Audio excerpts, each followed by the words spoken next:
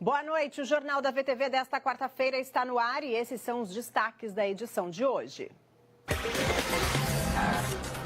Vereador de São Vicente sofre atentado dentro da clínica onde trabalha como médico. José Eduardo Ottoni, o DOCA, foi atingido por 5 disparos. Moradores de Campinas reclamam das obras paradas na área da Lagoa São Domingos. O projeto não saiu do papel e um centro esportivo instalado no local não funciona. E a saúde continua dando o que falar. Em Santos, pacientes não têm atendimento de especialidade no PS da Zona Noroeste. Em Mogi Guaçu, o dono de um supermercado foi baleado hoje de manhã. A polícia suspeita de crime passional. O crime aconteceu no bairro Jardim Suécia e chamou muito a atenção dos moradores ali daquela região. Uma avenida movimentada, o comerciante estava prestes a abrir o estabelecimento junto com uma funcionária quando um homem em um carro branco chegou e simplesmente começou a disparar. Os disparos atingiram o comerciante no rosto e também na cabeça. A funcionária não foi atingida por nenhum disparo. A Polícia Civil começou a investigar esse caso e acredita que seja um crime passional. As informações colhidas pelos investigadores dão conta de que a mulher, a funcionária, seria esposa ou pelo menos teria tido alguma relação com o empresário e o homem que matou seria um ex-relacionamento dela. Então, por algum motivo que ainda não se sabe, ele teria ido lá e feito uma espécie de vingança. A polícia também apurou, no local do crime, que o homem tentou também atirar contra a funcionária. Só que a arma ou falhou ou então já não tinha mais nenhuma bala disponível. E por isso ela acabou saindo com vida dessa situação.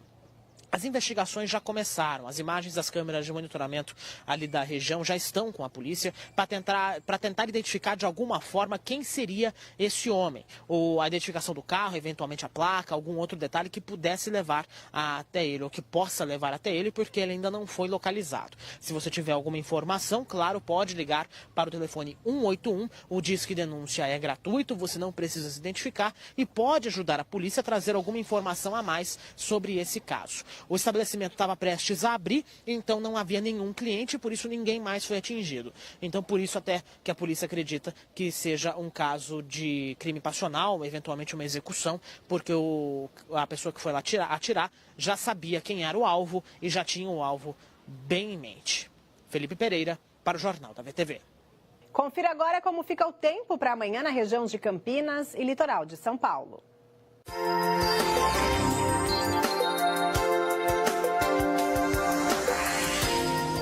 A quinta-feira será de sol entre nuvens e sem chuva na região metropolitana de Campinas. Os termômetros marcam máxima de 27 graus em Paulínia e mínima de 16 em Campinas e Hortolândia.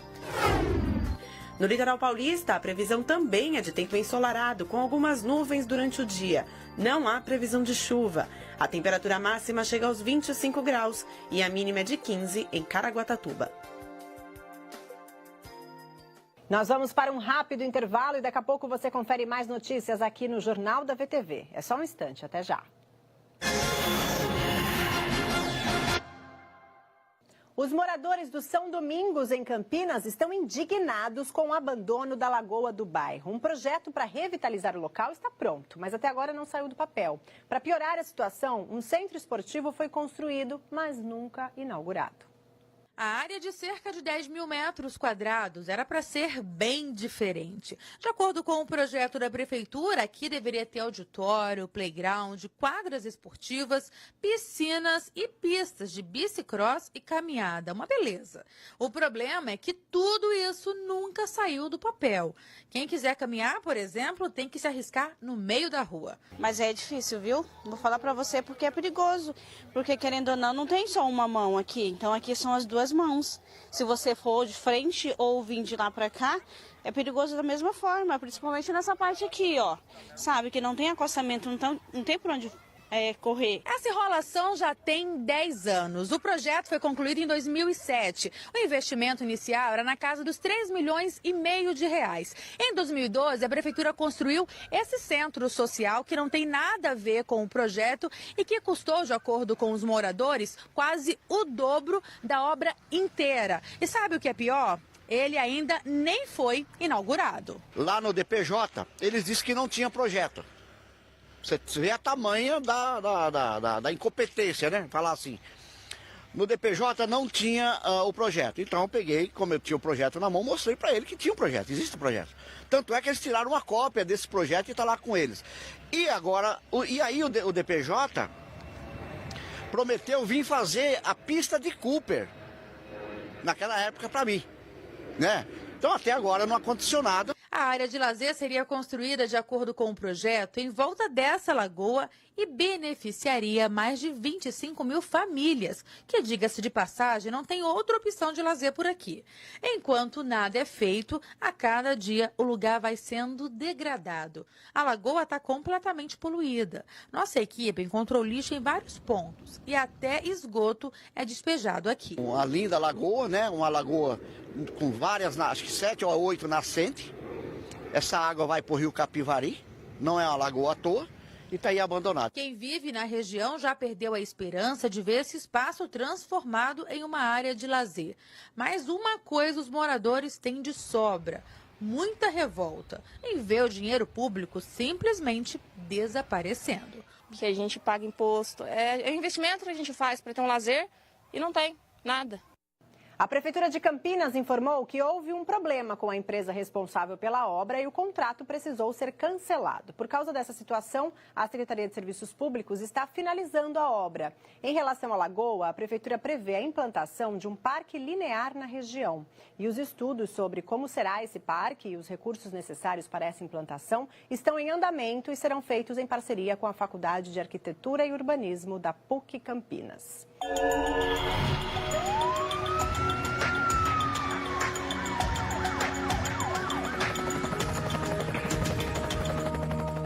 Vereador de São Vicente foi baleado ontem em uma clínica médica onde trabalha. Ele levou 3 tiros no tórax, no braço e no rosto. Já em Americana, o ex-prefeito da cidade também foi vítima de um crime. Ele foi feito refém com a família durante um assalto.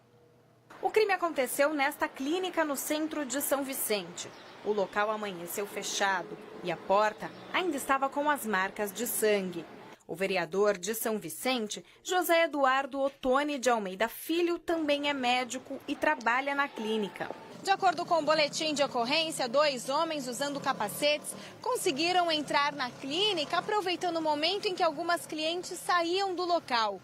Os suspeitos renderam as testemunhas que estavam no estabelecimento e quando o vereador saiu de dentro de uma sala, acabou sendo atingido por 5 disparos. Os criminosos fugiram de moto.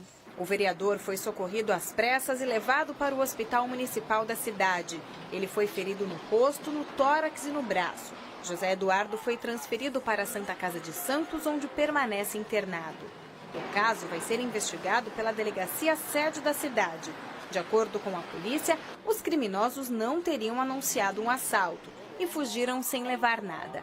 As câmeras de monitoramento da clínica podem ajudar na identificação dos suspeitos. Mas esse não foi o único caso nessas últimas horas. Em Americana, o ex-prefeito Diego de Nadai também foi vítima de um assalto. Ele estava em uma clínica de estética junto com a mulher e a filha. Uma mulher se passou por cliente e anunciou o assalto. 4 pessoas foram presas. Criminosos invadiram uma agência bancária na madrugada de hoje em Mombuca. O sistema de alarme do banco foi ativado e impediu o assalto. A Polícia Civil ainda busca pelos criminosos que atuaram nessa madrugada na agência bancária do centro de Mombuca. Mombuca é uma cidade de 3 mil habitantes que fica ali perto de Capivari. E a ação acabou assustando muita gente. Por quê? Os bandidos chegaram e se dividiram em 2. O primeiro grupo ficou na parte da frente da agência para tentar fazer ali escolta, evitar que policiais se aproximassem. Estavam, inclusive, armados com fuzil. Enquanto isso, o segundo grupo tentava invadir a agência pela parte de trás, pulando a janela e quebrando a janela. Só que quando isso aconteceu, eles não esperavam que o sistema de alarme de fumaça fosse acionado. O alarme de fumaça foi usado por um bom tempo em algumas agências aqui da nossa região, quando teve um estouro de casos de roubo a banco, para tentar justamente evitar que os criminosos conseguissem visualizar alguma coisa. Essa cortina de fumaça é tão densa, mas tão densa, que é praticamente impossível ver o que está acontecendo na frente. Os criminosos, então, não conseguiram enxergar absolutamente nada e acabaram fugindo sem levar nenhum dinheiro. A Polícia Civil está investigando esse caso em paralelo com a Polícia Civil de Pedra Bela ali na região de Pinhalzinho, Bragança Paulista. Por quê? Em Pedra Bela também aconteceu um ataque bastante parecido, 1 hora depois do ataque em Mombuca. 3 da manhã em Mombuca, 4 da manhã em Pinhalzinho. Os criminosos chegaram também na agência no centro da cidade, colocaram até aqueles miguelitos na estrada do Rio do Peixe, que liga Pinhalzinho a Itapira e também, consequentemente, que liga Pedra Bela, Pinhalzinho e também Itapira. E aí foram lá assaltar o banco, né? Também quebraram a agência, usaram explosivos, conseguiram levar o dinheiro numa quantia que não foi divulgada. Inclusive, até trocaram tiros com a polícia. Uma viatura da PM foi alvejada durante essa ação. Por que a polícia desconfia que seja uma quadrilha, ou pelo menos a mesma quadrilha, ou então quadrilhas que acabam se conversando nessa história? Não seria possível sair de Mombuca e ir a Pedra Bela em apenas 1 hora de viagem de carro, mesmo sabendo que os bandidos andam em alta velocidade nas rodovias. Até porque tem câmeras de monitoramento, isso daí acabaria sendo percebido de alguma forma. Mas a polícia acredita que tenha uma ligação entre esses dois casos. Por quê? Cidades pequenas, cidades onde o policiamento não é muito ostensivo e também não é muito volumoso, a gente sabe, né? Mombuca com 13 mil habitantes, Pedra Bela com um pouco mais de 5 mil. Então já dá aí o indicativo, já dá um caminho fácil para os criminosos roubar essas agências. Lembrando que não é a primeira vez que em Mombuca uma agência bancária é roubada. Em Pedra Bela foi a primeira vez nessa proporção, mas em Mombuca já era uma ação bastante corriqueira dos bandidos. Assim como em Elias Fausto também, que fica ali perto, Capivari mesmo, Rafar e outros municípios ali daquela região. Então a polícia está investigando esse caso. 2 investigações, digamos assim, né? A investigação para localizar os criminosos que atuaram de forma efetiva em Mombuca e a investigação para ver se por acaso trata-se da mesma quadrilha que atuou em Pedra Bela. Por enquanto, ninguém foi preso. Felipe Pereira, para o Jornal da VTV. E a Polícia Civil de Indaiatuba recuperou quase R$500 milhão em pedras preciosas. A repórter Juliana de Paula traz os detalhes. Até agora, uma pessoa foi presa, um homem que se passou por comprador das pedras preciosas. Ele, inclusive, negociou durante 2 meses a compra dessas pedras com representantes da empresa. Como que tudo isso aconteceu? Depois do negócio fechado, eles foram para os trâmites finais. Ele e uma vendedora foram até uma agência bancária, ele fez o suposto depósito na conta dessa empresa e, inclusive, chegou a mostrar o comprovante dessa transferência. Como é um valor muito alto, a transferência não ocorre ali no mesmo momento. Então, depois de um tempo, eles foram até a agência bancária dessa vendedora, da representante da empresa, para confirmar se o dinheiro tinha de fato caído na conta, se a transferência tinha sido efetivada. Conversa vai, conversa vem. O que ele fez? Numa distração da vendedora, ele pegou essas pedras preciosas e fugiu. Furtou as pedras. Houve, então, registro do boletim de ocorrência. A polícia de Indaiatuba começou aí a investigação, identificou e localizou esse homem. Ele foi abordado, foi preso na própria casa, e a polícia encontrou essas pedras, 5 pedrinhas que valem aí cerca de R$450 mil, estavam muito bem escondidas dentro do guarda-roupa dele. Bom, diante de tudo isso, esse homem foi indiciado e vai responder por furto. Agora a polícia investiga se ele estava sozinho nessa história toda e nessa novela que ele criou, ou se de fato ele faz parte de uma quadrilha especializada em furtos e roubos de pedras preciosas aqui na região. Juliana de Paula, de Campinas, para o Jornal da VTV. E agora vamos falar dos problemas na saúde que atinge toda a região. Na zona noroeste de Santos, os problemas continuam. No pronto-socorro faltam equipamentos, médicos especialistas e passar por uma consulta pode levar horas. Olhando assim, até parece um dia atípico no pronto-socorro da zona noroeste. A aparente tranquilidade muda assim que conversamos com as pessoas. Gente como Maria Marlene e Maria Marluce. Mãe e filha chegaram com problemas respiratórios e ficaram 5 horas e meia para receber uma simples medicação. Toda vez é assim, é mais de 3 horas, mais de 2 horas e só atende as pessoas quando, no caso, a pessoa está muito grave ou então já está desmaiando. Não era teu caso, você teve que esperar para passar por uma consulta, por uma medicação. Se tivesse passando mal, talvez poderia até acontecer algo pior, né? Com certeza. A senhora só foi atendida antes porque estava com muita falta de ar e tem mais de 60 anos, né? Isso, é verdade. Porque senão também ia ter que esperar um tempão como a sua filha. Como a minha filha. Situação deixa o povo indignado. Deixa. Não tem mais o que fazer, toda vez que precisa recorrer à saúde, sabe que vai ter um problema para enfrentar. Certo. Já a Fabiane nem isso conseguiu. A filha tem sinusite e o médico disse que é preciso uma radiografia para avaliar a situação. Mas não tem. A máquina estava quebrada. O pediatra pediu um raio-x e encaminhou a gente, só que está quebrado. Essa é a informação que você recebeu? Isso, que vai demorar um pouquinho. Não sabe se volta hoje. Você vai esperar? Não, vou embora. Eu vou embora, se ela piorar um pouquinho eu levo na Santa Casa.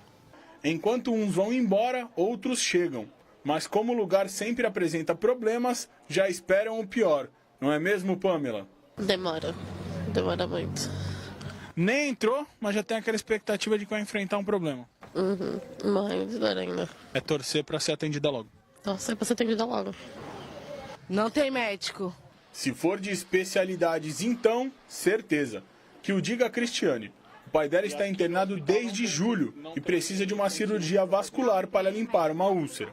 Só que falta médico especialista e o hospital adequado. O que foi dito para vocês? Que ele precisa da vaga cross, tem data, vão arrumar ou não vão arrumar para ele fazer essa transferência? Vão arrumar, mas não deram data.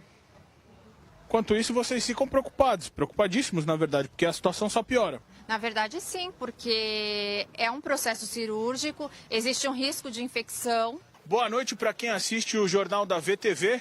Nós estamos com o Marco Sérgio Duarte, que é o chefe pré-hospitalar e hospitalar da Secretaria de Saúde de Santos, e vai responder algumas perguntas relacionadas a essa reportagem, aos problemas do pronto-socorro da Zona Noroeste. Marco, muito obrigado pela sua gentileza. Primeiro eu queria falar da demora no atendimento. Elas relataram 5 horas de demora de atendimento e na hora da medicação. Por que tanto tempo? Então, especificamente, nós temos um aumento de procura nas nossas unidades de urgência e emergência do município, que são bem estruturadas e recebem não só pacientes nossos da cidade, como também da região metropolitana mais próxima. De qualquer forma, um acréscimo de 25% no atendimento num dia específico pode ocasionar um tempo de espera maior. Acho que é importante frisar que a classificação de risco prioriza os atendimentos de emergência. Antes mesmo de passar pelo médico, ele é classificado e, dependendo dos sinais, dos sintomas apresentados, ele pode não obedecer à ordem cronológica de atendimento. Isso se faz necessário até para que a gente não tenha problemas na sala de espera, inclusive. O raio-x que foi passado pela população, que no momento estava quebrado por volta de 15h30 do dia da nossa reportagem. Já funciona normalmente? Já está ok? O equipamento funciona normalmente no dia de hoje, ele recebe manutenções preventivas e muitas vezes corretivas, até porque ele trabalha 24 horas por dia e às vezes se faz necessária a troca de uma peça ou outra. De qualquer forma, a Prefeitura tem um contrato com uma empresa que imediatamente avalia qual o defeito, corrige, troca a peça e volta o equipamento a funcionar. No caso do seu Valdir, ele ainda aguarda uma vaga cross desde o dia da entrada no PS, 3 de julho. O pronto-socorro da Zona Noroeste possui um especialista, um vascular, para que possa fazer esse procedimento cirúrgico, ou ele tem que continuar aguardando a vaga cross? Nós não disponibilizamos dessa especialidade médica, mas o município, no caso a Secretaria de Saúde, acompanha de perto o caso do seu Valdir, até para utilizar uma das referências regionais desse tipo de especialidade, que ou é o Hospital Santo Amaro, que infelizmente não vem ofertando essa especialidade nos últimos meses, ou o nosso hospital de apoio, que é o Hospital Irmã Dulce, na Praia Grande, que muitas vezes acaba liberando um leito conforme a disponibilidade desse leito. Ele está sendo atualizado diariamente na Central de Regulação de Vagas, não só do município, como também do Estado. A gente espera solucionar esse problema a curto prazo. Bom, boa noite para vocês. Está aí algumas respostas do Marco Sérgio Duarte, é chefe de departamento da Secretaria de Saúde de Santos, relacionada aos problemas do pronto-socorro da Zona Noroeste. E o Jornal da VTV fica por aqui. Para rever as matérias exibidas aqui, basta acessar youtube.com/jornalismo VTV SBT. E você confere mais notícias amanhã, a partir das 11h30 da manhã, no VTV da Gente. Uma boa noite para você e até lá. Tchau.